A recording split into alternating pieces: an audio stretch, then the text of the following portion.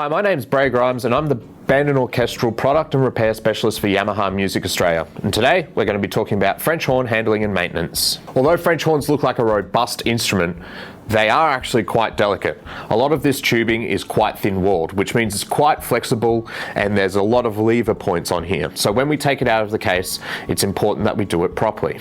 As with all of our brass and woodwind instrument cases, the top has a Yamaha logo. Make sure the top is facing upward when you open the case. For fixed bell horns, I use my hand in the bell as if I was playing it, and I grab just above the rotor casing, making sure that I don't have any of my fingers in the loops of the valve slides. For detachable bells, the same applies. Just when I'm threading the bell, I ensure that the horn is secure either in my lap or on a flat surface. Threading the bell on is sometimes a precarious endeavour. So what I like to do is have my fingers over the thread like this. Find the thread by running it backwards first and then running the thread clockwise to make sure that it goes onto the stem of the horn. Once I feel it grab, I'm twisting it with my thumb all the way around until it's just tight enough. A little twist ensures that it's in place. A common misconception with the French horn is that we oil the rotors a lot, but actually we want to make sure that we oil the bearings the most. To oil the bearings, we remove the cap. I like to keep my index finger on the center of the cap so that when I unscrew the cap, it doesn't fall off and damage my horn.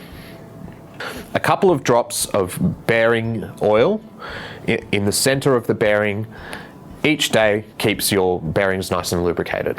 I repeat the process on the back side of the horn using a dropper bottle to get in between the stop arm and bearing plate here.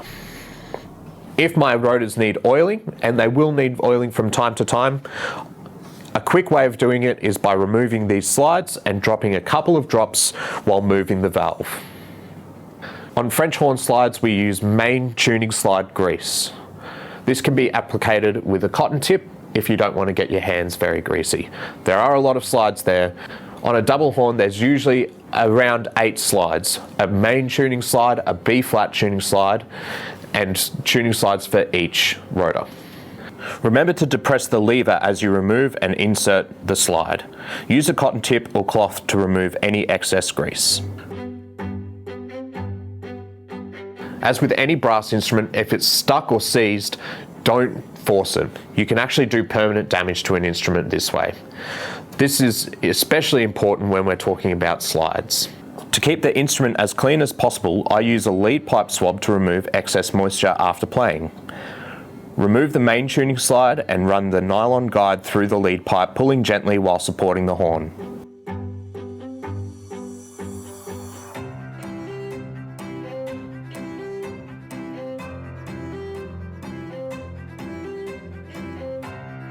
To take the bell off a French horn, a simple twist counterclockwise to unlock it, keeping your thumb on the outside of the rim and your fingers inside the bell of the horn as you go counterclockwise to take the bell all the way off. It's important, if you have a detachable bell horn, to clean the thread regularly. You can do this with a toothbrush and a little bit of soap or a little bit of detergent or soapy water, and then drying it very well afterwards. Avoid using lubricants on the thread in this area. For smoother bell threading or better transfer of energy, I sometimes use a graphite pencil around the thread just to ensure that the bell goes on a bit smoother. This also prevents it from getting stuck over time. You can also use graphite powder. For more information on brass and woodwind maintenance, please check out our website, which is greatstart.yamahabackstage.com.au. Thanks again, and we'll see you next time.